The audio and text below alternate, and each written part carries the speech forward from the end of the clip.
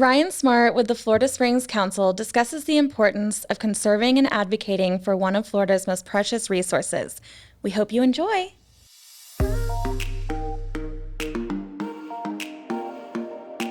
In Our Expert Opinion podcast is brought to you by SVN Saunders Ralston Danzler Real Estate, a full-service land and commercial brokerage with over $4 billion in transactions since 1996. Go ahead. Welcome back to In Our Expert Opinion podcast. This is the second time we are recording the intro by no fault of Eli's or anyone else in this room. No. The first go around though, I was making an intention known that I don't want to interrupt my co-host Chad Mills. Mm-hmm. How's that But going I to will. work out? I'm kidding. I'm kidding. We're not going to interrupt or introduce our guests. Either one. But let's do that now. I'll let you do that. You let me do it? Ryan Smart? Very happy to have you on, Ryan. Executive Director, right? Yeah. Very nice title. Like how that rolls off the tongue. Of the Florida Springs Council. How are you doing? Thank you all so much for having me here. I'm doing great. Yeah, we're really excited to talk to you because, as you know, our office, some of our agents and brokers are really focused on conservation, but we have never really, I don't know that we've ever really talked about like water conservation, right? Yeah, I think that we've talked about credits. Yeah.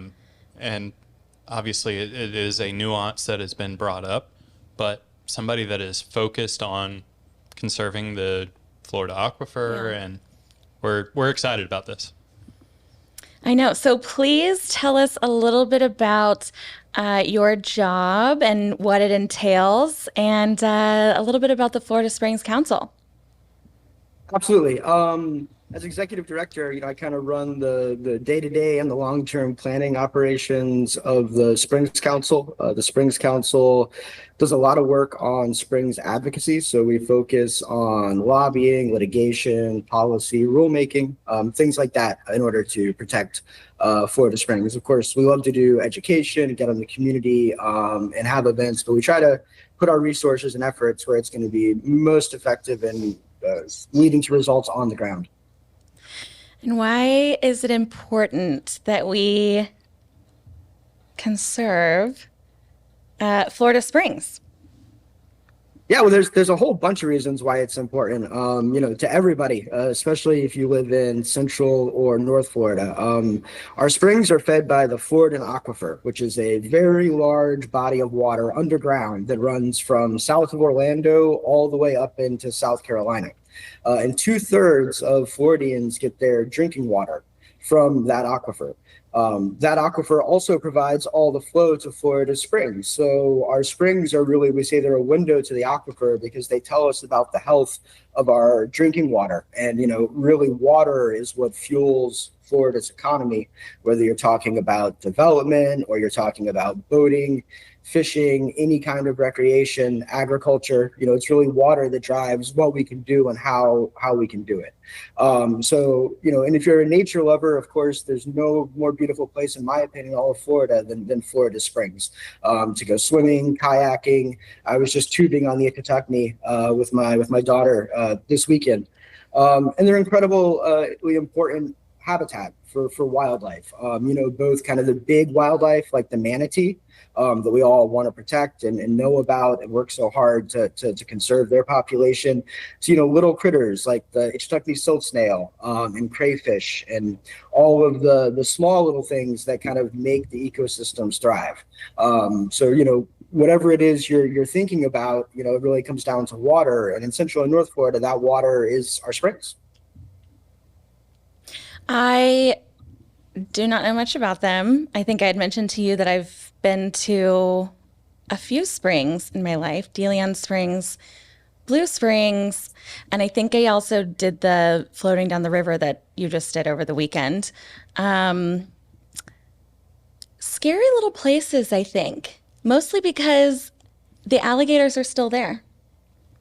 In Blue Springs, it was sometimes a like little there's an too cold. alligator there, and it was maybe as far away as you are right now, Chad. I might shy away from that too. Yeah. Yeah. But, and I think I had asked you on Friday, like how many springs there were in Florida, but I don't remember your answer. Countless. We don't really know. I mean, thousands and thousands. We know the big ones, of course, like Silver and Rainbow and Wacala. But there's so many tiny springs along the Santa Fe River, the Suwannee River. All of North Central Florida's rivers are spring fed, and a lot of them have these very small seepage springs that are helping build that flow. So it's we'll never really know how many, but it's the largest collection of natural springs in the world. Nowhere has more springs than this part of Florida. I didn't know that. No, I didn't either. And these springs, you said that we're getting our drinking water from them? Right. So underneath most of North and Central Florida, there's a large aquifer. You can kind of describe it as an underground river. That's not exactly accurate, but it's close enough. Underneath our ground in Florida, we have limestone, and that limestone dissolves. And if you've ever been at a spring and you see those rock formations, or even just out anywhere, and you see the rock formations that kind of have holes going through them, and look like they've just been dissolved. They've been dissolved by the acid and the rain. And that creates these big tunnels and tubes underneath the ground, and water flows through those.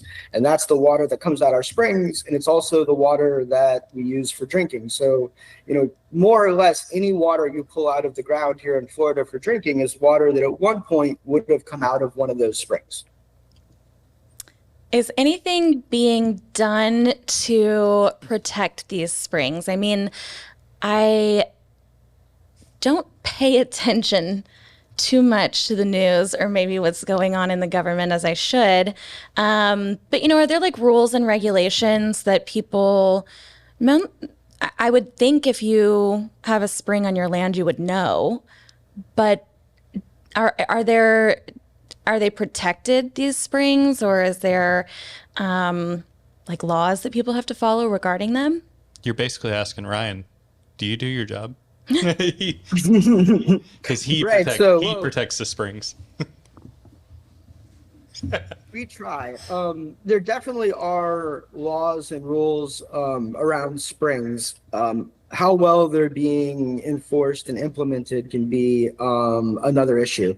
We have lots of laws and rules. There's really two issues when it comes to springs, maybe three. But one of them is the amount of water we suck out of the ground. Because if we don't have water, then we're not going to have springs. And we have to leave water in the aquifer for the spring to flow. And we actually have had springs in Florida that died. Especially because of phosphate mining, we used up so much water that the level of the aquifer dropped so low that the springs don't flow anymore. So that's one big issue, is trying to get people to conserve water and use water more wisely, so that we can make sure that the springs keep flowing. A big second issue is water quality. So how much pollution is in that water in the aquifer and comes out of our springs. And when you're talking about springs, the main kind of pollution we worry about is nitrogen. Nitrogen feeds algae growth in the springs, and the algae kills off all the native vegetation, which eventually kills off the native animals, which takes what should be, that beautiful kind of image of a spring with that light blue crystal clear water and the waving green seagrass and the white sandy bottom, and it replaces all of that with just a layer of green algae that is not good for humans, not good for animals. You certainly don't want to go swimming or no, it looks disgusting, and it feels disgusting. It is disgusting. Yeah, and sometimes algae can actually cause health problems. So it's definitely something we want to avoid. But unfortunately, right now, 80% of our outstanding Florida springs, so those are the big ones you all have heard of, are polluted with excess nitrogen. So much nitrogen that it's feeding that algae growth, leading to big ecological and environmental problems in the springs. And that algae primarily comes from three places. The largest source of pollution in Florida for springs is agriculture.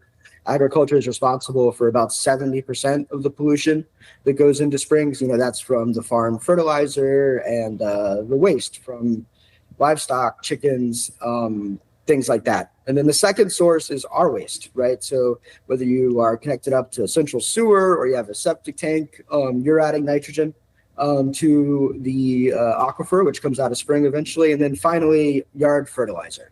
Yard fertilizer is probably the most easily controllable one of the sources of pollution. Lots of local governments, I think over 100 local governments now have fertilizer ordinances that require people to not fertilize during certain times of year when that fertilizer is most likely to not get sucked up by the plants in the soil and end up in the water. Because anything you put on the ground in Central and North Florida, if it doesn't get absorbed by the plants or the soil, then it's going to end up in our aquifer, which means that it could likely end up in our drinking water, or it'll end up in our springs and rivers.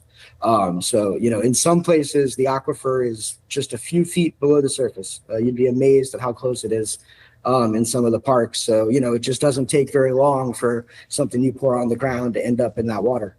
So that's not what they're talking about when the bottle of my label says mineral enriched water, huh? That's disgusting, Chad. I hope not.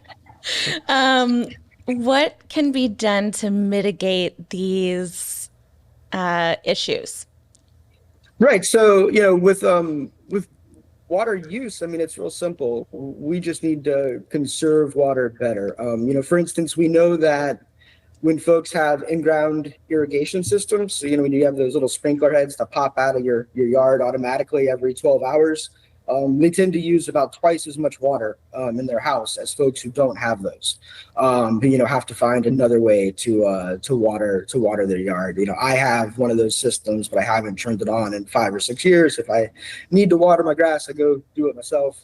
Definitely means I water a lot less, but my yard still looks fine. Don't get any complaints from the neighborhood association or anything. Thinking about when we do new development, not allowing those in-ground irrigation systems, because, how many times you've been driving down the street, right? And it either rained that day or it's raining right that minute, and you've got your neighbor's sprinklers on, right? You're just wasting water. All that water is just going to be wasted and sent out. So we need to be smarter about how we use water. We need to really help agriculture innovate. There's lots of things that agricultural producers could do to use water more efficiently, so more of it gets taken up by the plants. But those kind of systems cost money. So we need to make sure we're providing our farmers with the financial and technical support to be able to let them use the most innovative solutions for conserving water. On the water quality side is a lot harder. The state's putting a lot of energy into getting rid of septic tanks. Septic tanks, they take out the biological concerns, but they don't do anything to treat the pollution that affects our springs. So, it's very, very polluted water that's going into the aquifers. So by going in and connecting those septic tanks to central wastewater in areas that don't have it, we can treat that effluent, that wastewater, to a much, much higher standard before it ends up back in the environment.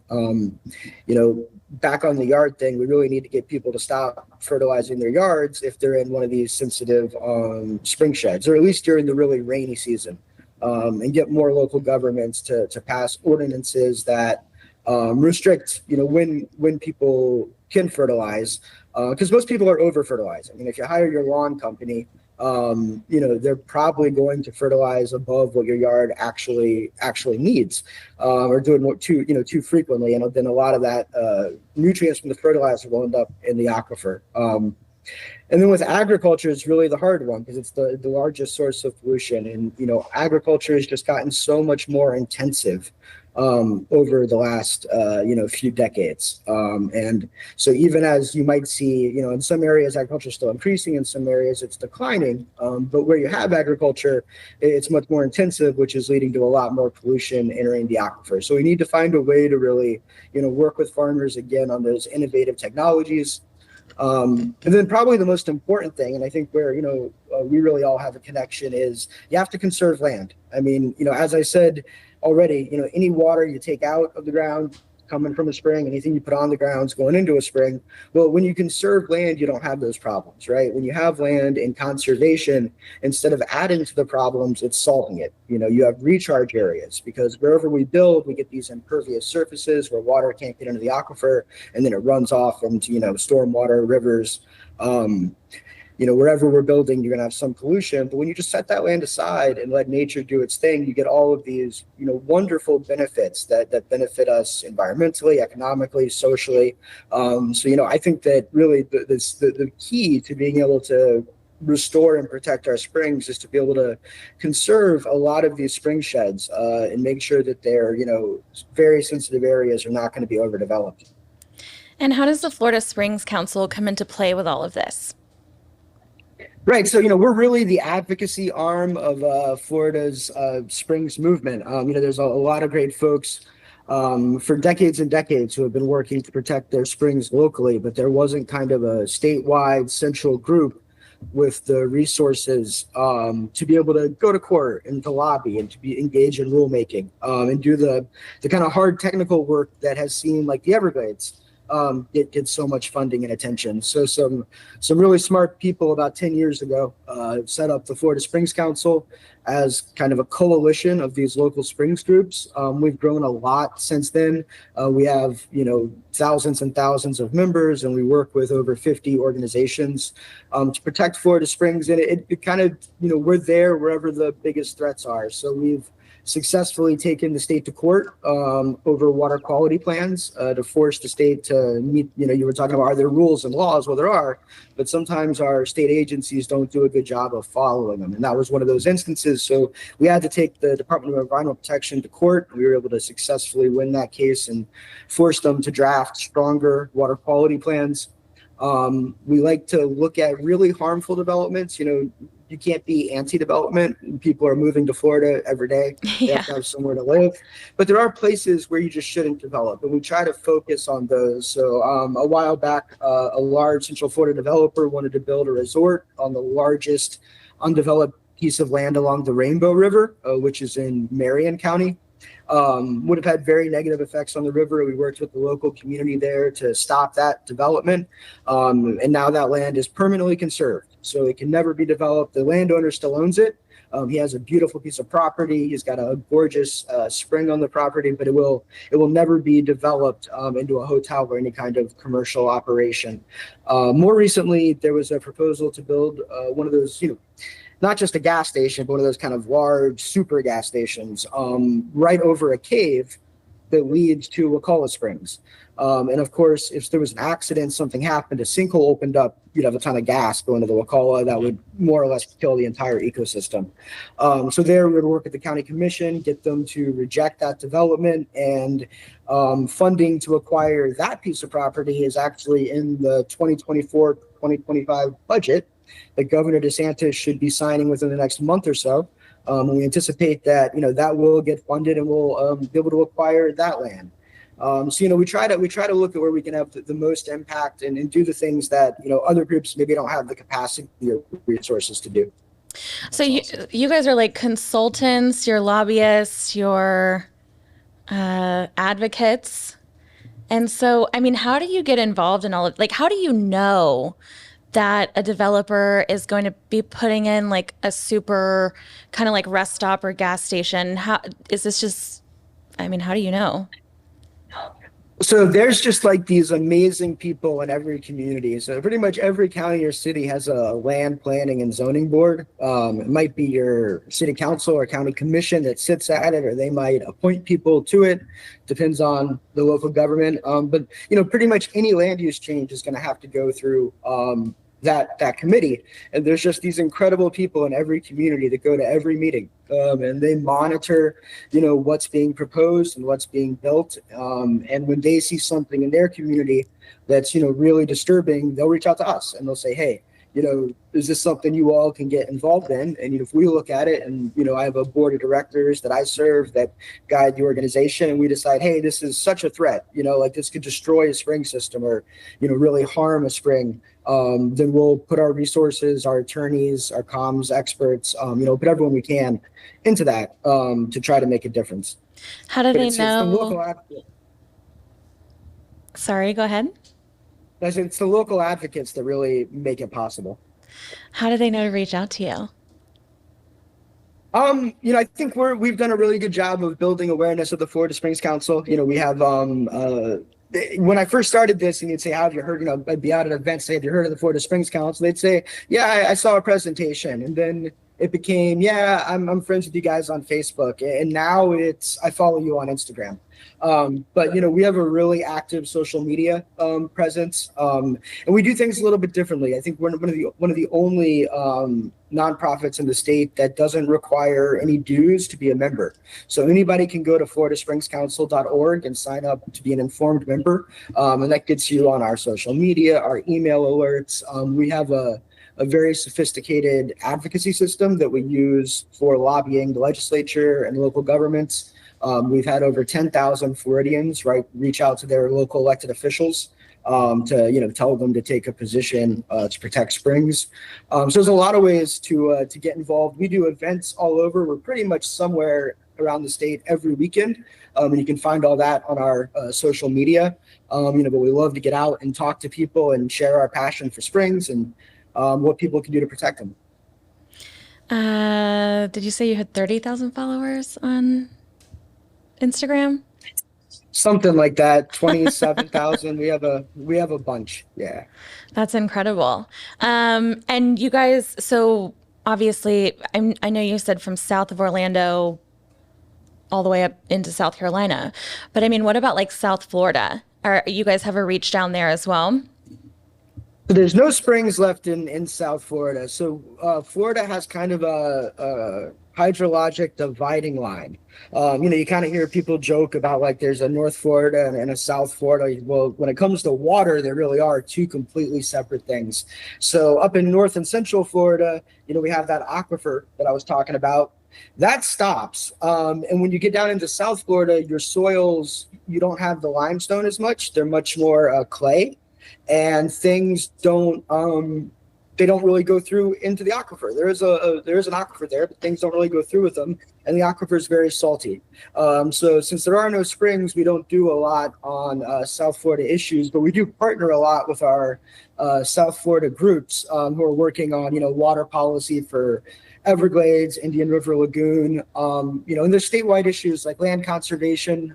This year, one of the bills in the legislature would have preempted all local plastic regulations. So it would have basically said local governments, state parks, county parks, you can't regulate single-use plastics like on the Echtucknee River or the Rainbow River, or the city of Hollywood has a strong single-use plastics ordinance. We were able to work with our partners from the Keys to the St. Johns River, all over the state to come together to defeat that bill and make sure that local governments could keep their plastic ordinances in place. But it's a very different situation. It's kind of, if you've ever been in South Florida, there's canals everywhere, right? And the canals are basically capturing all the runoff, right? That's where all the water, whether it's the rain or whatever we sprinkle on the ground, all that is going into those canals. You don't really see canals like that up in Central and North Florida because the water all just goes straight into the aquifer.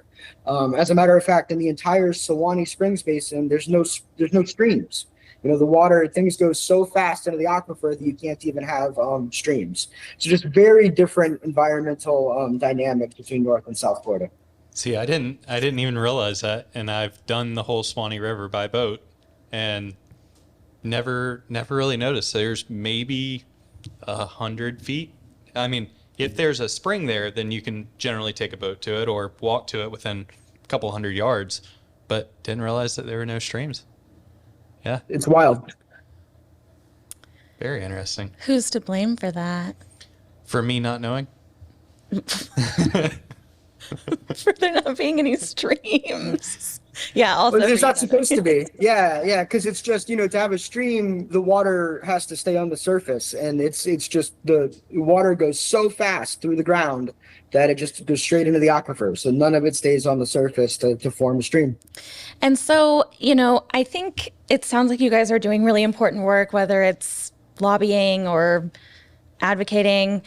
But how is it that you're able to do that? Like, does the government fund you? Are you an arm of the government? Are you a private company? Like, what's that like? Yeah, we're a private nonprofit. Definitely not an arm of the government because we challenge the government quite a bit when they try to do things that are not protective of the springs. So we are almost exclusively funded by small private contributions from people who love springs, businesses that rely on springs. We have a really cool shop with a lot of really neat. We work with a lot of local artists around Central North Florida, so we have a lot of cool swag people like to check out, and we do events all the time, just trying to, let people know about us, build our network, build our outreach, and be more effective. But we have a ton of reoccurring donors, which are primarily kind of younger people who give $6, $10, $15 every month to support our work, and that really lets us plan for the future and kind of know what our resources are going to be and be able to take on big projects. I mean, our lawsuit against the state over those water quality plans, no one had ever done that before. It was kind of seen as such a large thing to take on. We were taking on 5 plans covering 15 outstanding Florida springs. It required a 10-day hearing in Tallahassee, and 5 years. I mean, it took 5 years for us to win the case. And being able to have kind of steady support the way we do from thousands of Floridians lets us take on those, I think, really important and bigger efforts. Yeah, that's not cheap. Yeah. No, lawyers are expensive. That's Anyway, a lot of $6 and $10 donations. there is. And lawyers are not $6 an hour. So that is incredible that you guys were able to keep, because I think a lot of times, maybe with these lawsuits, obviously the financial impact is so great that sometimes you can't afford to keep going. So I think it speaks volumes, to your organization that you were able to follow through with that, and really be able to kind of hold their feet to the fire, as far as not doing what they were supposed to be doing. Now, I think, what does your lobbying entail? Who are you really kind of lobbying for, or I guess against? Are there Both? Yeah. Yeah. Yeah. So I mean, I represent the Florida Springs Council in my lobbying, but I work with about 60 different conservation organizations that have some presence in Tallahassee, whether it be direct lobbying or helping us get the word out about important issues. And we don't usually get to set the agenda. We're more responding to it. So some years we're working on really good legislation. We're working on bills that are going to bring more funding to environmental issues, that are going to give additional protections. Some years we're working on, trying to stop bills that would, really do harm to Florida Springs. Most years it's a little bit of both. Like this year, one bill that we very strongly supported, as probably a lot of folks have heard, sports gambling is now legal in Florida.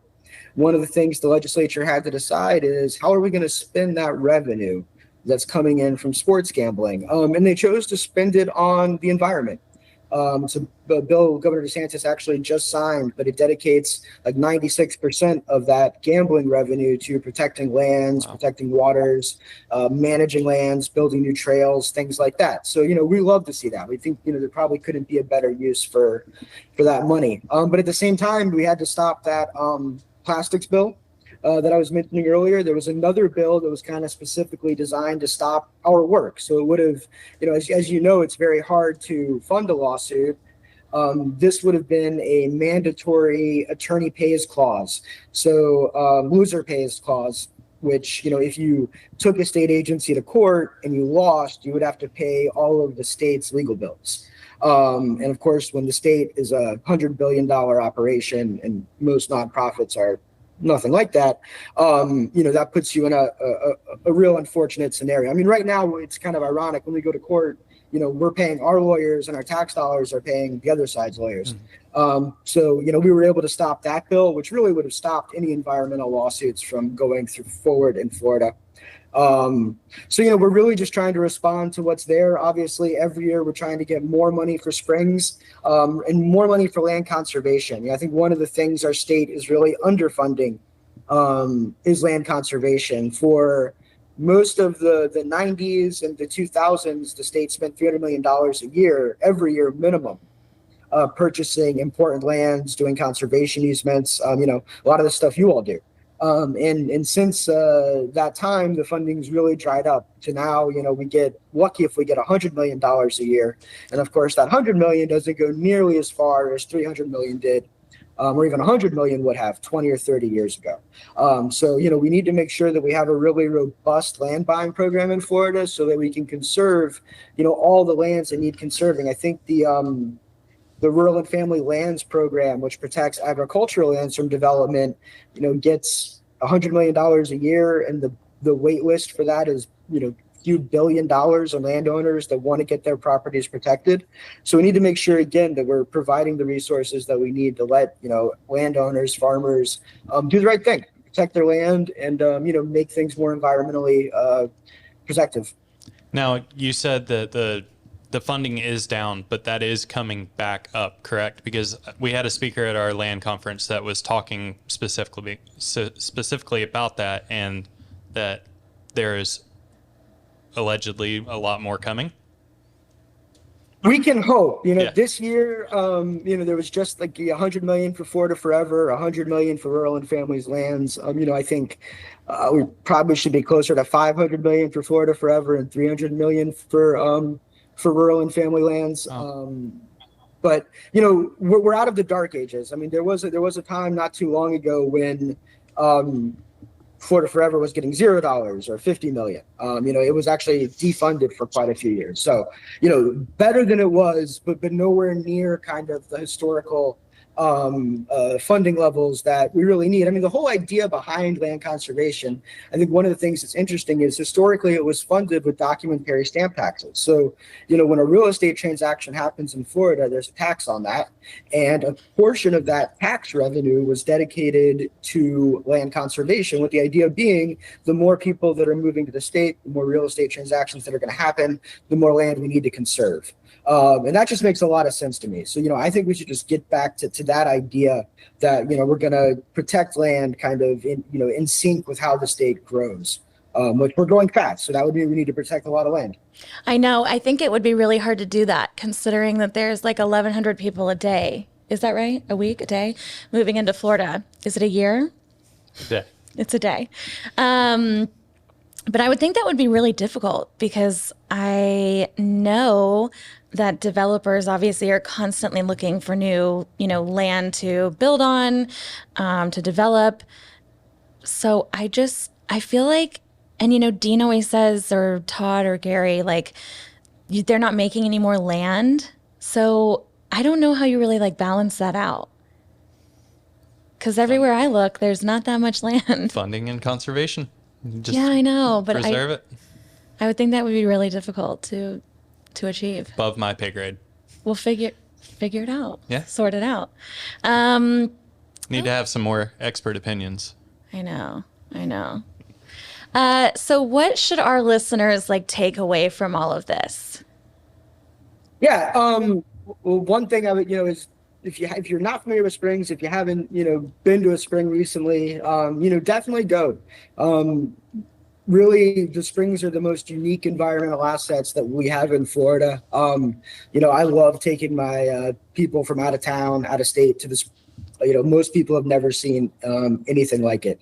Number two, the springs really are drinking water. So even if you're like, hey, I don't really care about the manatees in the springs, presumably you do care about the health of your families, your own health, drinking water, the ability of, businesses to be able to, it's hard to think of a business that doesn't in some way rely on water. So, everyone has a stake in this. Three is, this really isn't like a personal responsibility problem. Like, I'm not someone who's going to tell you to take 2-minute showers or shut your water off while you brush your teeth.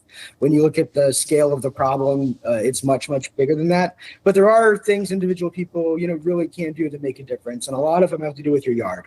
So, if you're listening to this and you're thinking, I just want to make one change, turn off your automatic irrigation, and when you need to water your yard, go out with a hose. And eventually you'll get bored of that. You'll go back inside and you'll see that your yard stays green and you've been overwatering it and costing yourself money that you really didn't need to spend.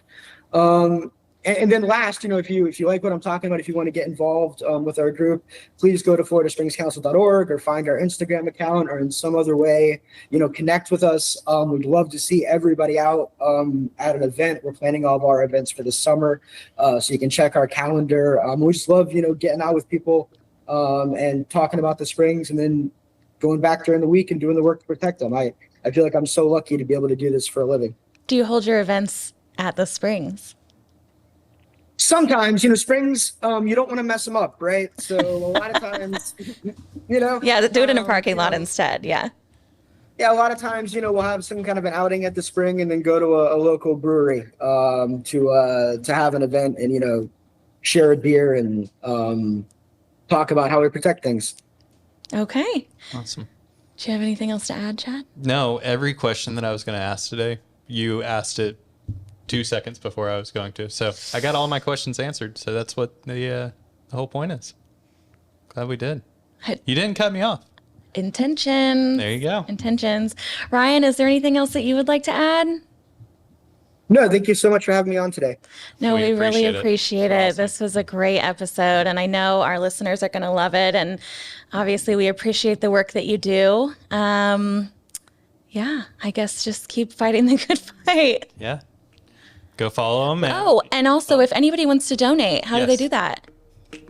Go to floridaspringscouncil.org. We've got a donate tab. We need all the support we can get, and would really appreciate it. But even if you don't have the resources right now, you just want to learn more about us, go on, click to be an informed member, sign up for free. I think, most people who become informed members eventually end up donating because they see, the quality and importance of the work we're doing.